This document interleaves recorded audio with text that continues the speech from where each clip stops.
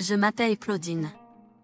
Je me suis mariée à un homme nommé Alain, que j'ai rencontré à l'université, et nous vivons maintenant dans la maison d'enfance d'Alain. Son père est décédé tôt, alors c'était juste sa mère, Alain et moi qui vivions ensemble. Mais cette belle-mère, nommée Pierre, était problématique. Chère Claudine, avez-vous un moment? Après avoir vécu avec elle pendant un certain temps, j'ai réalisé que cette phrase était une préface au picorage de Pierre. Aujourd'hui elle se reproche, la soupe est trop salée. Est-ce qu'elle essaie de me rendre malade avec trop de sel? C'est l'impression. Alain aime sa nourriture savoureuse, tandis que Pierre préfère une saveur plus douce, alors je fais toujours des plats séparés pour eux. Mais apparemment, c'est toujours trop salé pour elle. Je suis désolée, je serai plus prudent. Récemment, je dis cela pour éviter le picorage de Pierre. Si je l'affronte directement, le picorage empire. J'ai appris cela à la dure. Mais sentant cela, le picorage de Pierre a pris un tournant plus méchant. Ouah, qu'est-ce que c'est que ça? Je n'ai pas pu m'empêcher de laisser échapper un cri. Devant mes yeux était le repas que j'avais soigneusement préparé, jeté à la poubelle. Votre cuisine a toujours mauvais goût. Commencez depuis le début. Il semble que Pierre en soit la coupable. Pour voir le repas auquel j'ai passé 2 heures gâché comme ça. C'est trop, Pierre. Tais-toi. Me défiant. Agissant proche avec Alain. Agissant comme si tu étais quelque chose de spécial. Test. Je n'aurais jamais pensé être appelé un tel mot. Bien que j'ai généralement une peau épaisse, ce commentaire m'a vraiment blessé. Qu'est-ce que tu regardes dans l'espace? Refais-le. Où veux-tu que je sois encore plus sévère? Une fois de plus, Yuma a crié sur moi. Non, je vais recommencer tout de suite. Reluctam, j'ai commencé à cuisiner à partir de 0. Oh, c'est bien. Au fait, j'ai commandé un take-out. Du take-out? Pourquoi commanderait-elle un take-out alors que je suis déjà en train de préparer un repas? C'est l'argent d'Alain, alors je peux en disposer comme je veux, non?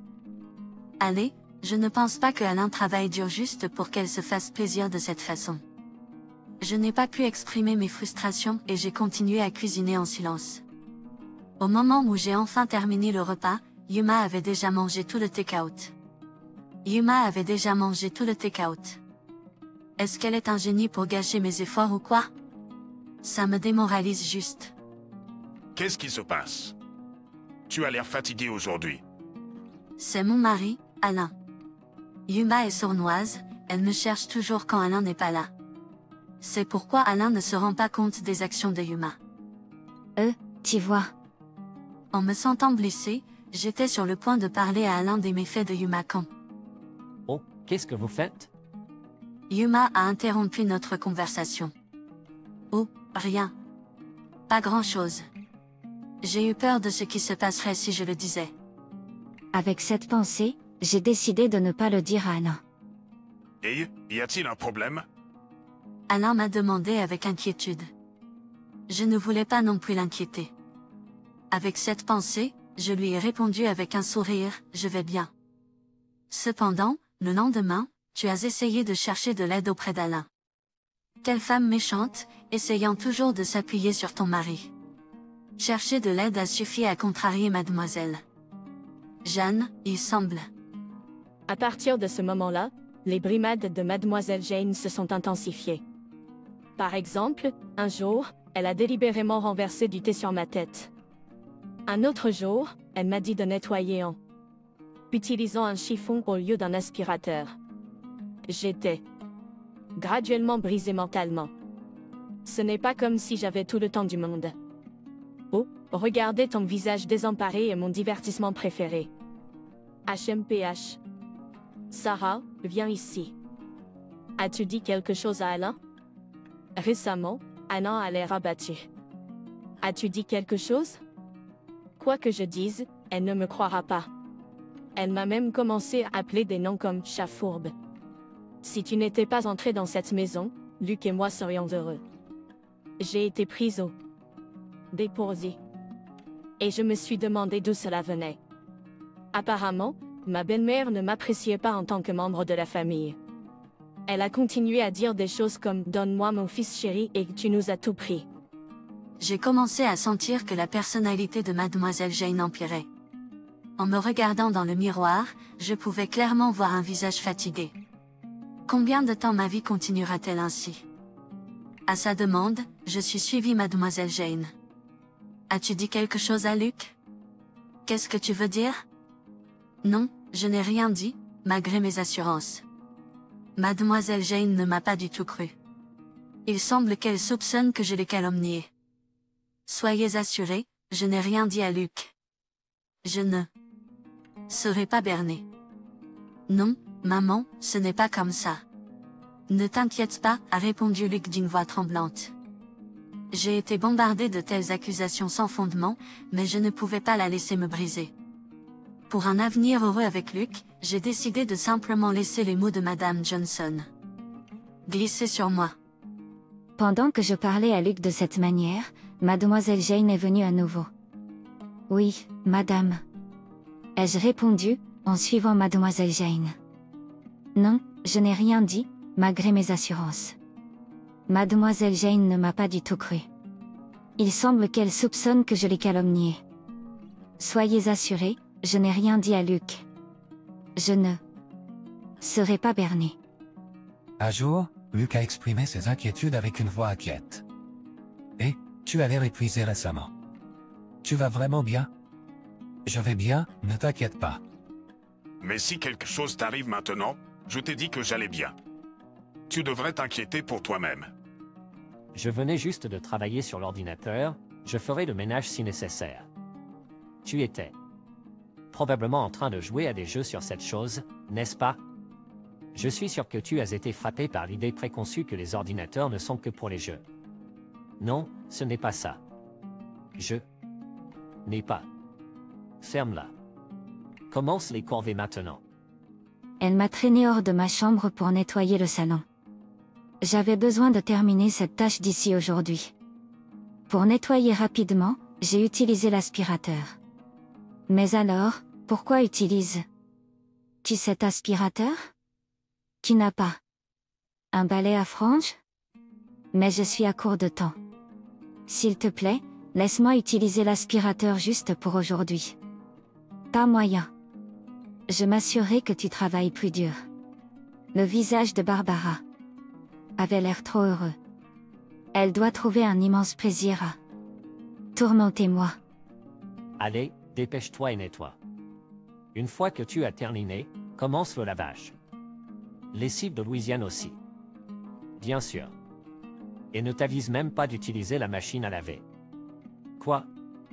Alors, qu'est-ce que je devrais utiliser? Une planche à laver. Mais Y du cœur à l'ouvrage. Même à l'époque de Barbara, ils avaient des machines à laver. Elle était déterminée à rendre les choses difficiles pour moi.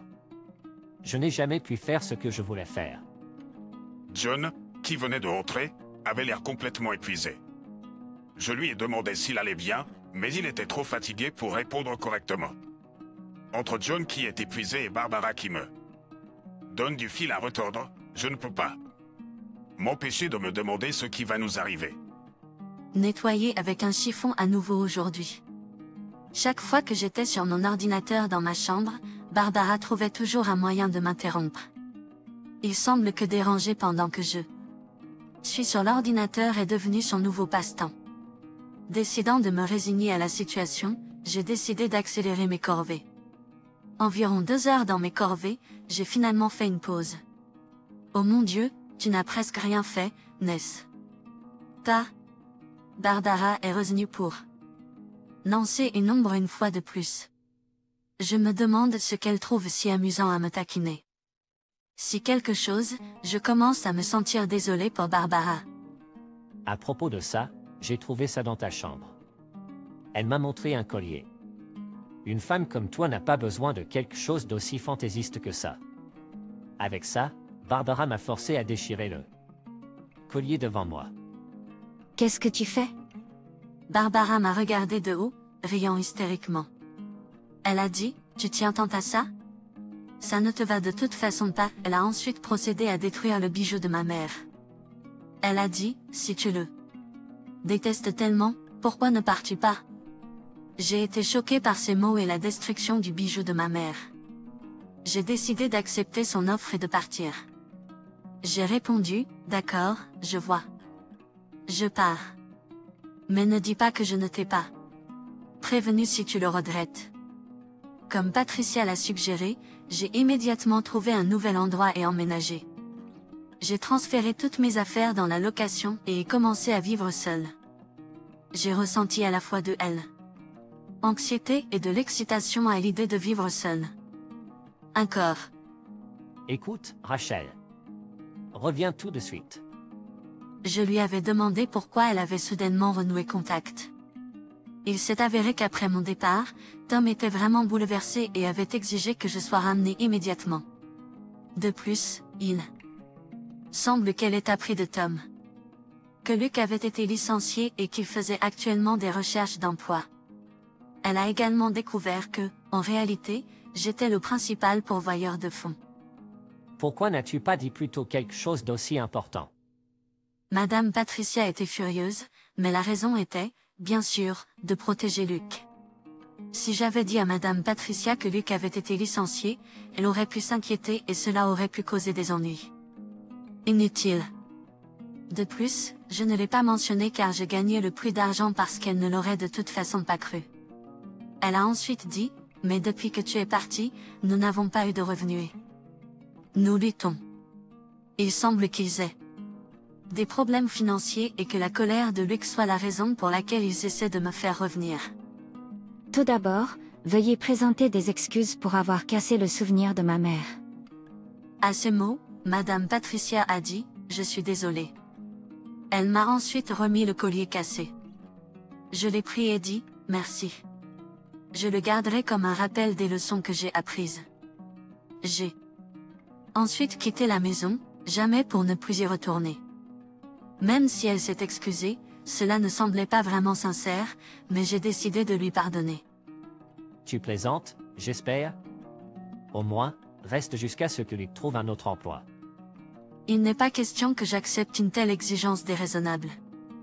Pendant que je continuais à refuser les demandes de Madame Patricia. Bonjour, est-ce toi, Claudine? C'est moi. Il semble que Luc ait pris le téléphone. J'ai été choqué lorsque tu es parti soudainement de la maison. Que s'est-il passé? Je lui ai raconté tout ce que Madame Patricia m'avait fait. Tu plaisantes? Maman. Je pouvais entendre une dispute entre Luc et Madame Patricia de l'autre côté de la ligne. Après un petit moment, la voix de Luc s'est estompée et une fois de plus, des voix fortes discutant ont traversé le téléphone. Et, Claudine, qu'est-ce que tu as dit à Luc? Quoi? De quoi parles-tu? Luc a pris le téléphone. Luc a dit qu'il vient chez toi. Apparemment, si je ne reviens pas à cause de Martha, Luc a décidé de venir ici. Je ne me souviens pas m'être jamais possédé de Martha. Et je n'ai plus l'intention de soutenir Martha avec mes gains. En disant cela, j'ai entendu des dents grincer de l'autre côté du téléphone. Elle doit être assez en colère. Après tout, elle se pensait supérieure, mais se retrouve maintenant dans une position inférieure. Tu es sûr de ça?